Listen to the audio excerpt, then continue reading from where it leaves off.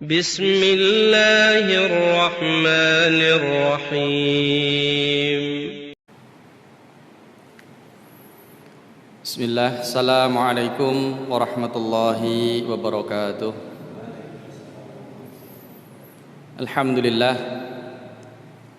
الحمد لله الذي نحمده ونستعينه ونستغفره ونعوذ بالله من شرور أنفسنا ومن سيئات أعمالنا.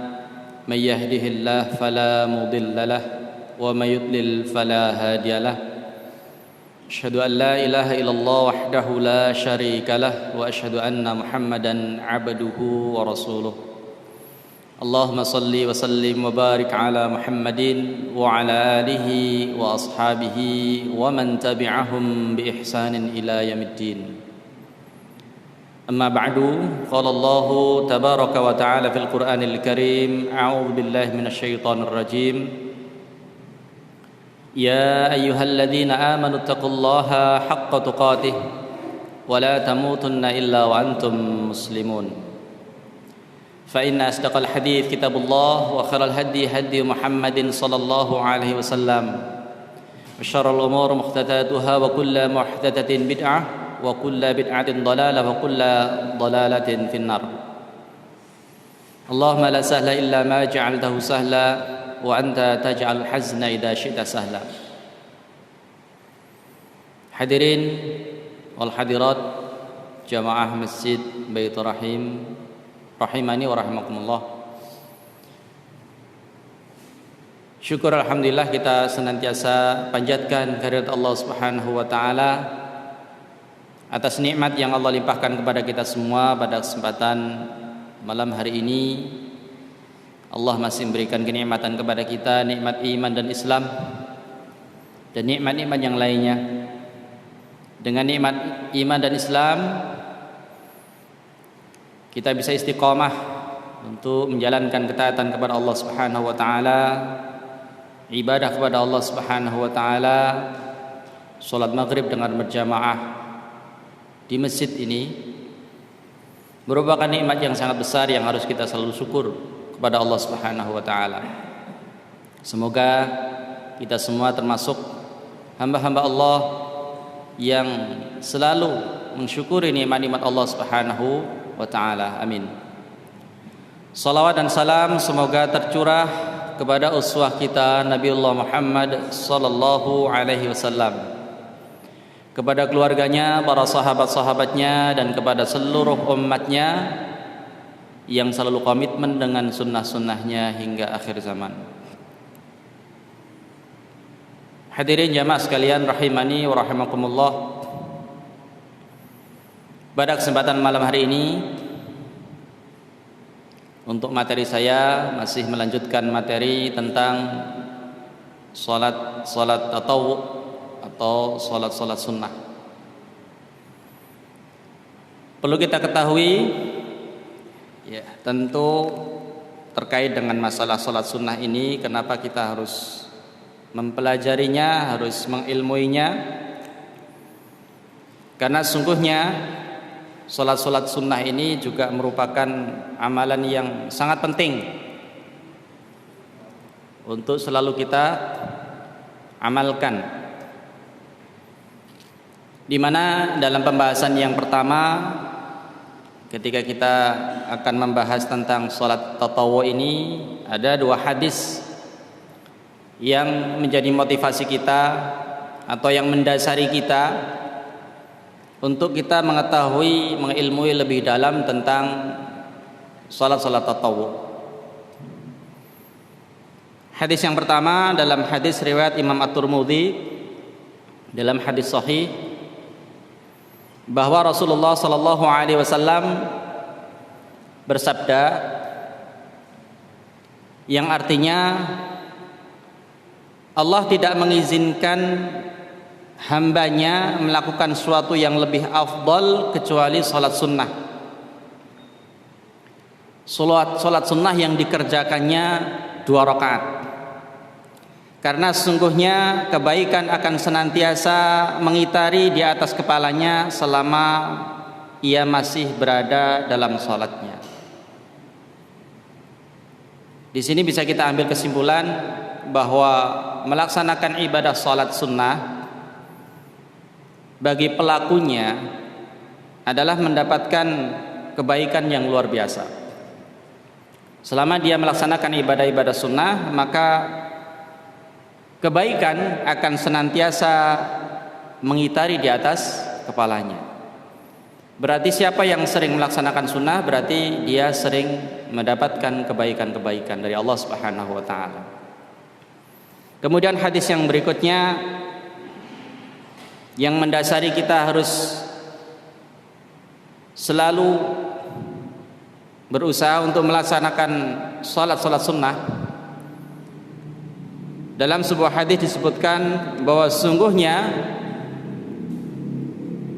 pada hari kiamat nanti amalan yang paling pertama kali dihisab adalah salat.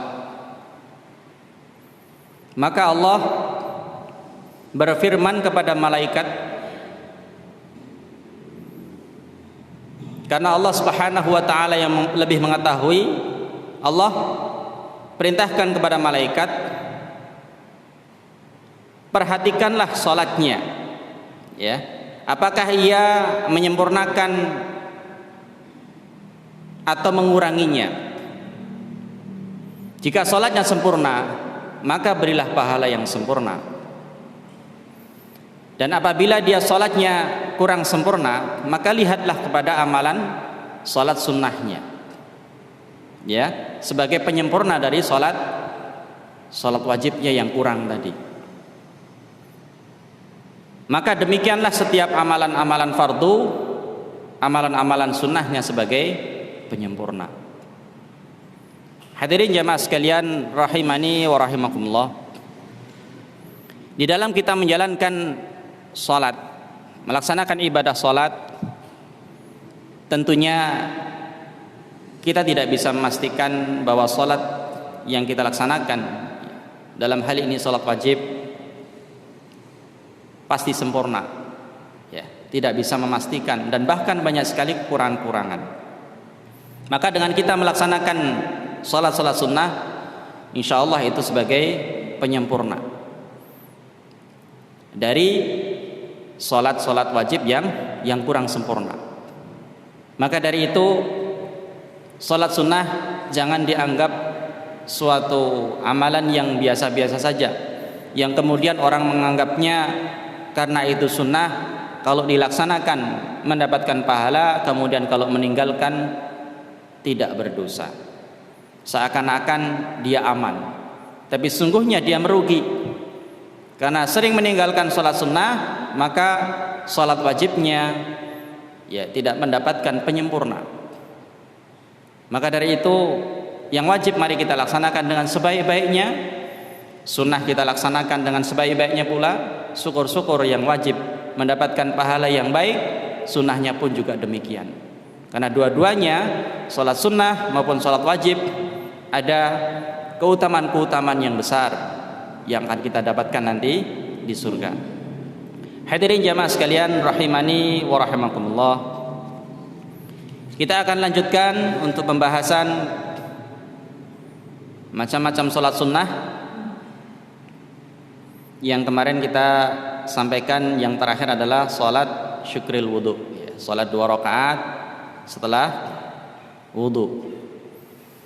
Kita lanjutkan ke macam berikutnya adalah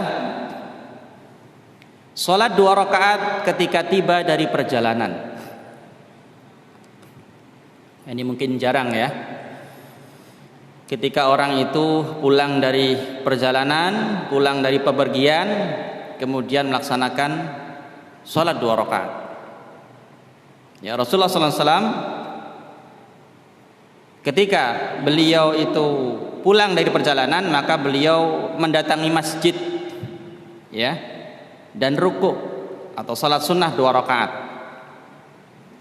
Ini dalam riwayat Imam Bukhari dan Muslim. Rasulullah SAW ya pernah mengerjakan sholat ketika beliau tiba dari perjalanan. Kana Nabi sallallahu alaihi wasallam idza qadima min safarihi bada'a bil masjidi faraka'a fihi rak'ataini. Hadis riwayat Imam Bukhari dan Muslim. Apabila Nabi sallallahu alaihi wasallam kembali dari perjalanan, maka beliau mendatangi masjid dan rukuk atau salat sunnah 2 rakaat. Ya, melaksanakan salat sunnah 2 rakaat. Ini kalau orang pulang dari bepergian, ya, sunnahnya syukur-syukur rumahnya itu dekat dengan masjid, dia mampir ke masjid, kemudian melaksanakan ambil air wudu, kemudian melaksanakan sholat sunnah 2 rakaat. Ini sunnah. Bahkan kalau kita baca dalam etika orang itu pulang dari perjalanan, pulang dari bepergian, sebelum mendatangi istrinya atau sebelum berjumpa dengan istrinya, itu supaya dia bersih-bersih dulu, kemudian berwudu. Kenapa? Karena ketika orang itu melakukan perjalanan jauh, ya, kondisinya itu lusuh gitu ya, kondisinya tidak bersih. Maka sunnahnya ketika orang itu sebelum masuk ke rumahnya bertemu dengan anak dan istrinya, ya, itu dianjurkan supaya dia bersih-bersih dulu.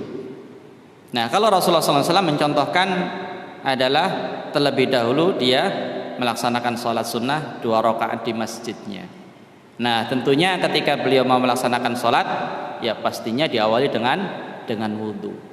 Nah, wudhu inilah sebagai bentuk, ya, untuk atau cara untuk membersihkan dirinya. Ya, ketika orang itu melakukan perjalanan jauh, pasti akan tampak lebih lusuh, ya, tidak segar. Maka ketika kemudian orang itu berwudu, ya, maka akan tampak lebih segar. Ya, ini mungkin jarang orang yang melakukannya, tapi ini sunnah, ya. Jadi ketika orang itu pulang dari bepergian, maka seperti yang dicontohkan oleh Rasulullah SAW adalah melaksanakan sholat 2 rakaat. Ya, ini tentunya sebelum masuk ke dalam rumahnya. Kemudian berikutnya adalah sholat taubat.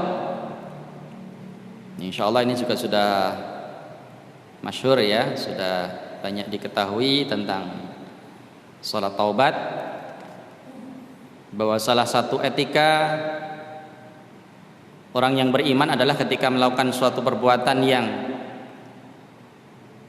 keji, ya, menganiaya diri sendiri, ya, maka disunahkan untuk melaksanakan sholat sunnah taubat.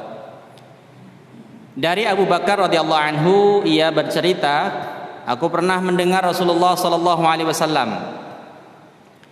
tidaklah seorang berbuat dosa lalu ia bersuci dan mengerjakan sholat kemudian mohon kepada Allah, melainkan Allah akan memberikan ampunan kepadanya.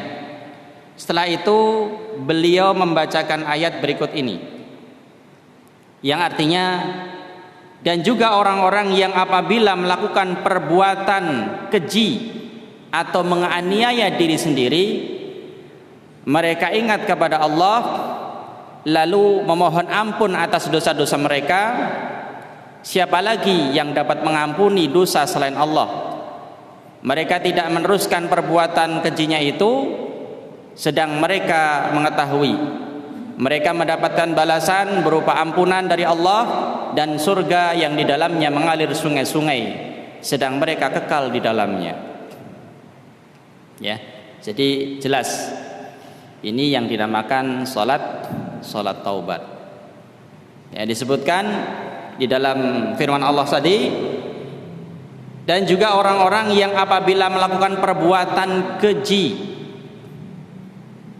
Perbuatan keji itu adalah dosa besar, yang mana madaratnya tidak hanya menimpa pada diri sendiri, akan tetapi juga menimpa kepada orang lain. Perbuatan keji ini seperti berzina, seperti riba. Ya, ini efeknya untuk diri sendiri dan orang lain. Kalau menganiaya diri sendiri adalah melakukan perbuatan dosa yang mana madaratnya hanya menimpa kepada diri sendiri. Baik itu perbuatan dosa yang besar maupun dosa yang kecil. Baik perbuatan keji maupun perbuatan menganiaya diri sendiri, ya. Kemudian orang itu bertaubat kepada Allah Subhanahu wa taala dengan cara melaksanakan salat taubat, kemudian mohon kepada Allah Subhanahu wa taala dan meyakini bahwa sungguhnya Allah Subhanahu wa taala yang hanya bisa mengampuni, Maha Pengampun, maka Allah akan mengampuni dosa-dosanya. Ya, ini cara untuk melakukan taubat, ya, taubatan nasuha. Ini kalau dosa-dosa besar memang harus dilakukan taubat dengan cara yang seperti itu. Lain dengan dosa-dosa yang kecil, ya, yang mungkin tidak kita tidak kita sengaja. Cukup dengan kita istighfar, insyaallah diampuni oleh Allah Subhanahu wa taala.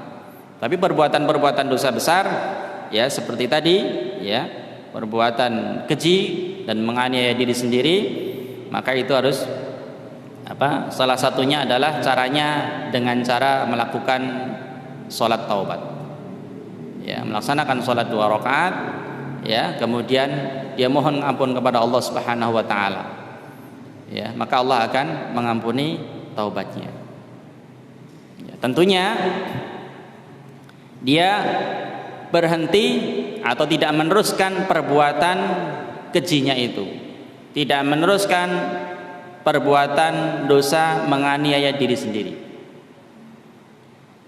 ya, tidak kemudian bertobat terus kemudian diulang lagi, bertobat diulang lagi, ya, itu sama saja mempermainkan taubat.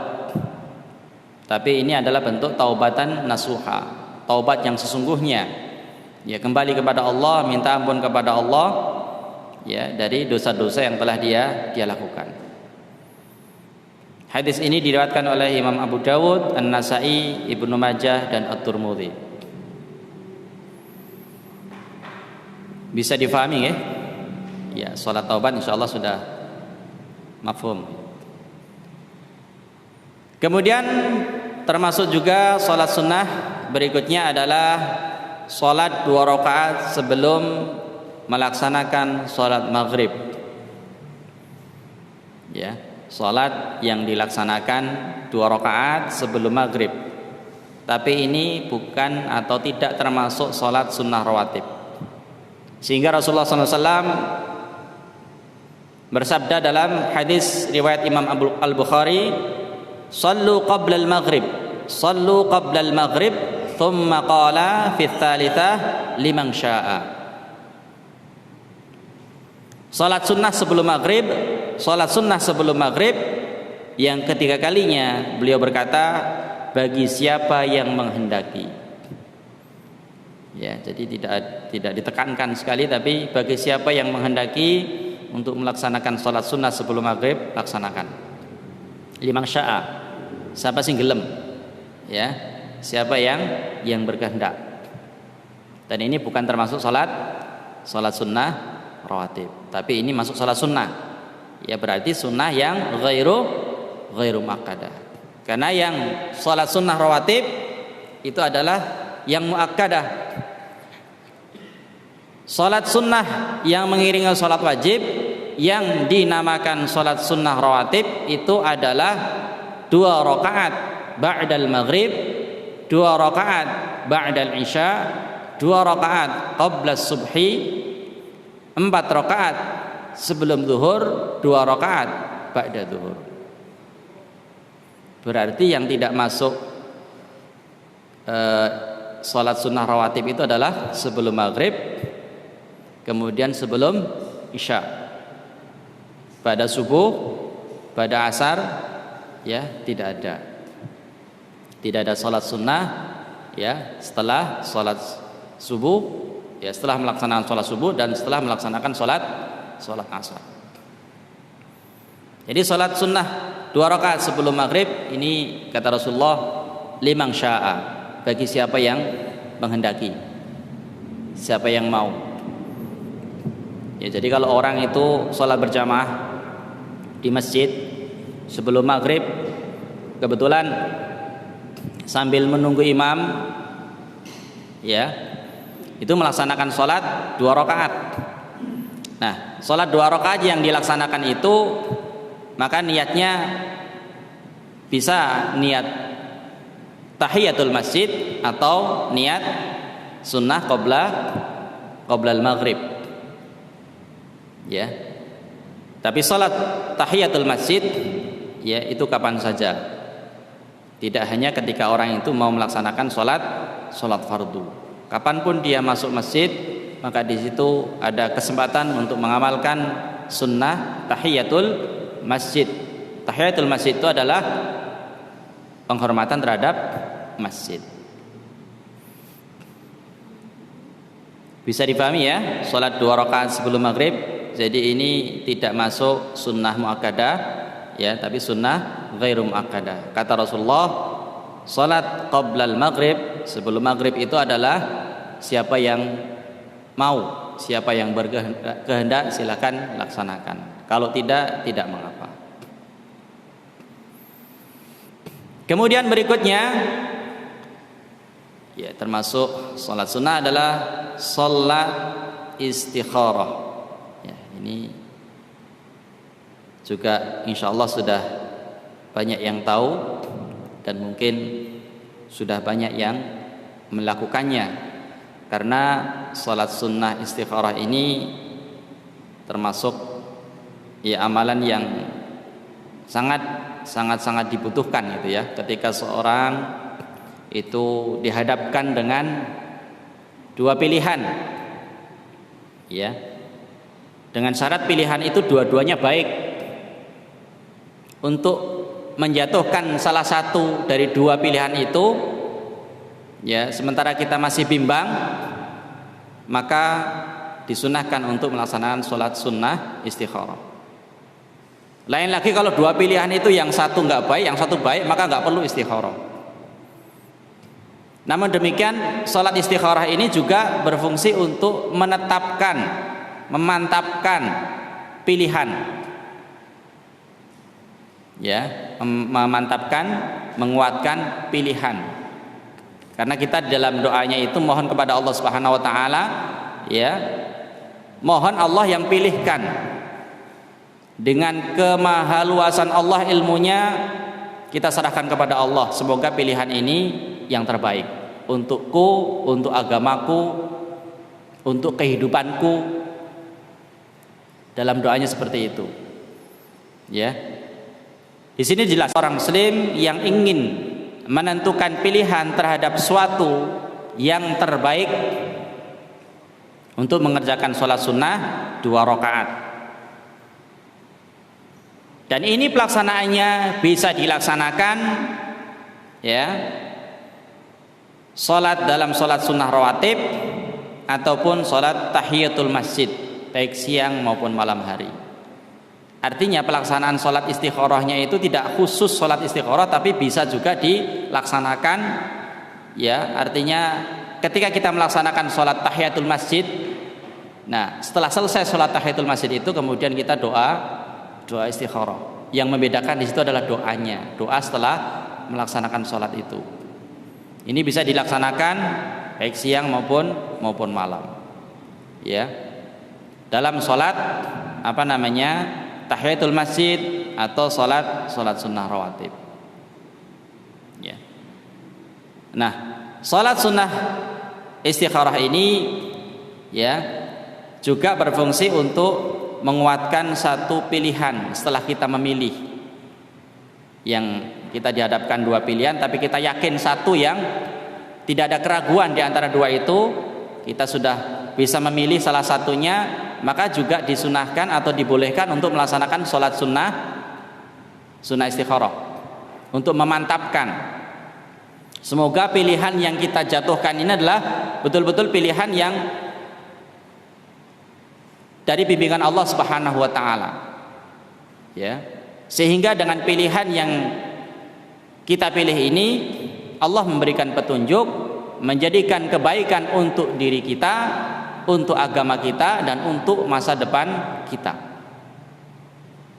Ya, lebih-lebih kita dihadapkan dua masalah yang dua-duanya ini menurut kita sama baiknya.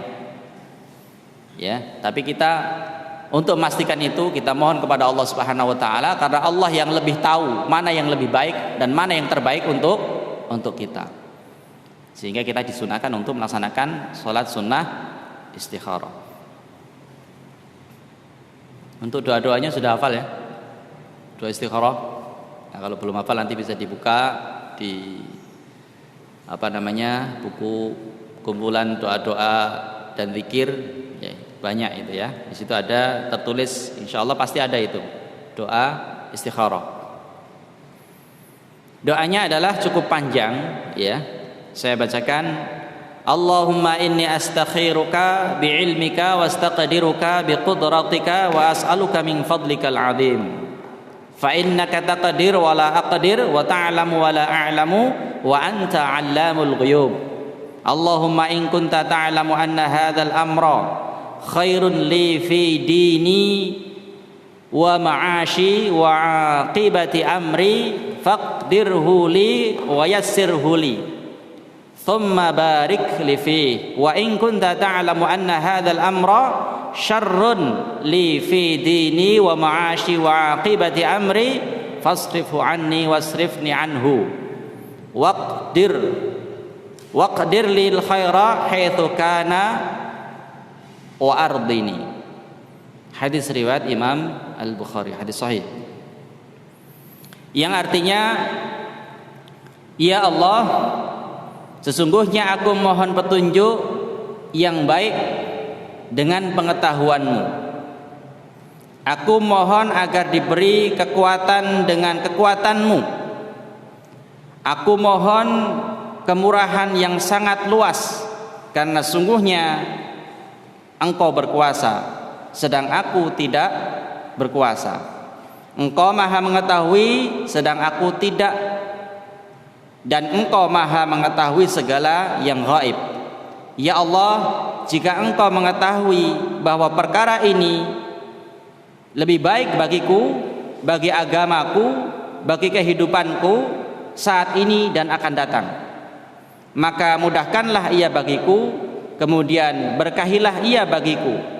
Sedangkan apabila Engkau mengetahui bahwa perkara itu buruk bagiku, bagi agamaku, bagi kehidupanku di masa ini dan yang akan datang, maka jauhkanlah ia dariku atau jauhkanlah aku darinya. Berikanlah kepadaku kebaikan dimanapun adanya, dan jadikanlah aku orang yang ridho dengan pemberianmu. Ini luar biasa ya, kalau kita baca maknanya dari doa istikharah ini, betul-betul kita berserah diri kepada Allah, memohon yang terbaik ya, apa yang akan kita atau apa yang menjadi pilihan kita ya, karena segala sesuatu yang kita lakukan ya tanpa Allah ya, kita tidak akan bisa berbuat apa-apa. Maka dengan kita mohon kepada Allah ketika menjatuhkan suatu pilihan, kita mohon kepada Allah petunjuknya ya, semoga itu menjadi kebaikan untuk diri kita, kebaikan untuk agama kita, kebaikan saat ini dan yang seterusnya ya, karena sungguhnya kita semua hidup di dunia ini ya tujuannya untuk Allah Subhanahu wa taala, maka mintalah kepada Allah Subhanahu wa taala yang terbaik ya. Ini doa dibaca ketika kita melakukan sholat istikharah ya. Ikhwan fillah rahimani wa rahimakumullah, pada umumnya Salat istikharah ini banyak dikenal, banyak digunakan untuk orang-orang yang ketika memilih apa? Memilih pasangan. Ya. Misalnya ada 2 pilihan atau bahkan lebih untuk menjatuhkan salah satu, ini biasanya salat istikharah banyak digunakan ke situ. Sebenarnya salat istikharah itu bukan hanya untuk itu, apapun.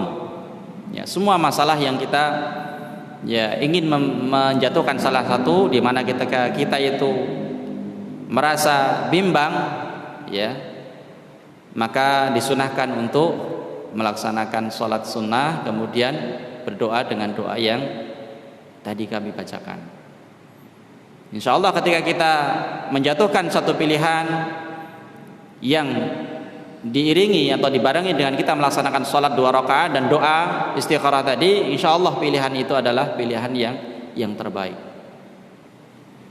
Ya, dalam kehidupan di dunia ini tidak ada sesuatu yang sempurna. Selalu kita merasa kurang puas. Maka dalam akhir doa tadi disebutkan, jadikanlah aku orang yang ridho dengan pemberianmu. Ini yang mungkin berat di sini. Ya, kadang orang itu ketika sudah menjatuhkan satu pilihan, apapun itu pilihannya, suatu saat akan menjumpai yang namanya apa? Ketidaksempurnaan, kekurangan. Karena hidup itu pasti ada, ya, ada plus, ada minus. Nah, yang berat itu adalah ketika kita dihadapkan dengan sesuatu yang, ya, ketidaksempurnaan itu pasti. Makanya di sini disebutkan, ya, jadikanlah aku orang yang ridho dengan pemberianmu. Ya. Karena itu yang kita pilih, maka semoga kita ridho dengan apa yang kita pilih. Semoga Allah Subhanahu wa taala meridhoi dengan pilihan kita. Ya. Ikhwani fillah rahimani wa rahimakumullah. Itu salat sunnah atau salat istikharah. Jadi salat sunnah di sini bedanya adalah ketika orang itu melaksanakan salat tahiyatul masjid, ya, di situ kemudian dia ada hajat, ya, dalam untuk menentukan salah satu pilihan, maka kemudian dia berdoa doa istikharah tadi.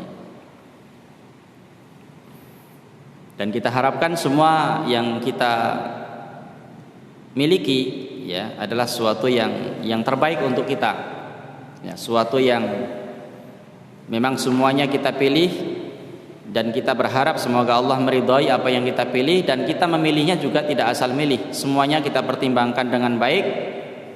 Yang kita harapkan semuanya itu adalah menjadi kebaikan untuk diri kita, untuk agama kita, ya, kebaikan saat ini dan yang akan datang.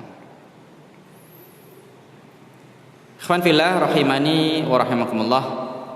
Satu lagi saya sampaikan adalah salat hajat. Ini mirip-mirip, ya. Salat istikharah, kemudian di sini ada lagi salat hajat. Karena ada juga orang yang memahami bahwa salat istikharah itu juga salat hajat, karena di situ ada hajat untuk memilih, gitu, ya. Tapi di sini ternyata salat hajat berbeda. Dari Abu Darda radhiyallahu anhu, ia berkata, Nabi pernah bersabda, "Man tawadda'a fa asbagha al-wudu'a thumma shalla rak'ataini yutimmuhuma a'tahu Allahu ma sa'ala mu'ajjalan aw mu'akhkharan." Barang siapa berwudu kemudian mengerjakan salat sunnah 2 rakaat dan menyempurnakannya, maka Allah akan memberikan apa yang dimintanya, baik disegerakan maupun diakhirkan. Hadis riwayat Imam Ahmad dengan sanad yang sahih. Ya, jadi di sini namanya salat hajat. Ya, hajat itu, ya, setiap manusia itu mempunyai hajat, mempunyai keinginan, ya, mempunyai harapan. Maka mintalah kepada Allah Subhanahu wa taala. Kalau kemudian orang itu kemudian berwudu, kemudian menyempurnakan wudunya, artinya wudunya wudu yang betul-betul baik, ya. Kemudian melaksanakan sholat sunnah 2 rakaat, ya. Kemudian melaksanakannya dengan sempurna, dengan baik, a'tahu Allahu ma sa'ala. Maka ketika dia mohon kepada Allah, ya, apa yang dia minta, maka akan Allah beri. Nah, pemberian itu bisa Allah segerakan atau bisa Allah akhirkan. Artinya ketika dia memohon kepada Allah, meminta kepada Allah, maka Allah bisa segerakan langsung pemberian itu atau ditunda. Ya, ini yang dinamakan sholat hajat. Ya, hajat itu ya apa saja. Kalau istikharah tadi jelas, ya, untuk menentukan pilihan. Astakhiruka, ya, istikharah itu kan memilih. Sholat istikharah berarti sholat untuk menjatuhkan pilihan, untuk memohon kepada Allah untuk menentukan pilihan. Itu khusus. Kalau hajat ini sifatnya umum. Apa saja yang dia minta, dengan melaksanakan sholat 2 rakaat, maka Allah akan memberi. Ya, bisa Allah segerakan ataupun Allah akhirkan. Yang penting setiap apa yang kita beri, yang penting apa yang kita minta, ya kita yakin bahwa sungguhnya Allah pasti memberikan apa yang kita minta. Tapi kita harus yakin, ya, bahwa Allah Subhanahu wa taala Maha mengetahui apa yang terbaik untuk kita. Kita minta sesuatu yang kita inginkan, tidak ujung diberi oleh Allah. Kita harus tundukkan kepada Allah. Bisa jadi ini sesuatu yang kita minta, belum tentu kalau kita dapat nanti akan menjadikan kita lebih baik. Allah lebih tahu. Ya. Tapi jelas Allah Subhanahu wa taala itu akan Maha memberi. Dan ketika sesuatu yang kita minta di dunia belum pernah Allah kabulkan di dunia, maka kita yakin Allah pasti menggantikannya di surga. Jadi tidak ada istilah apa namanya? Kalau bahasa kita apa? Ngarep-arep tapi ora diwehi. Bahasanya apa? Ngarep-arep ora diwehi-wehi. Bahasa kita apa? Kecewa, ya, artinya ngarep-arep ora diwehi, ya, minta tapi nggak dikasih, ya, mengharap terus. Ya, ternyata nggak dikasih. Ngajuk, ya. Jadi yakinlah bahwa semua kebaikan yang kita minta di dunia ketika tidak Allah kabulkan, maka kita husnudzon bahwa Allah Maha tahu, ya, Maha mengerti apa yang terbaik untuk kita. Dan kita harus yakin bahwa apa yang kita minta di dunia tidak dikasih oleh Allah di dunia, pasti nanti Allah akan kasih ganti di akhirat yang itu lebih baik. Ikhwan fillah rahimani wa rahimakumullah. Sudah habis waktunya, ya. Karena waktunya sudah habis, ya, untuk pembahasan pada kesempatan malam hari ini kita sampaikan di sini dulu. Mudah-mudahan apa yang kita sampaikan pada kesempatan malam hari ini bermanfaat untuk kita semua. Semoga dengan sholat-sholat sunnah yang sudah kita pahami, yang sudah kita kaji, kita tidak menganggap bahwa sholat sunnah itu sebagai amalan yang biasa-biasa saja. Artinya ketika kita tidak melaksanakan itu aman, ya, tidak berdosa. Tapi sesungguhnya di balik itu bagi orang yang meninggalkan sholat-sholat sunnah itu akan merugi, ya, karena tidak mendapatkan, tidak mempunyai amalan-amalan yang untuk menyempurnakan dari sholat wajibnya. Karena pasti dalam sholat wajib kita masih banyak sekali kekurangan-kurangan, ketidaksempurnaan. Wallahu a'lam bishawab. Aqulu qali hadza fastaghfirullah li wa lakum. Subhanakallahumma wa bihamdika asyhadu an la ilaha illa anta astaghfiruka wa atubu ilaik. Akhirul kalam. Wassalamualaikum warahmatullahi wabarakatuh.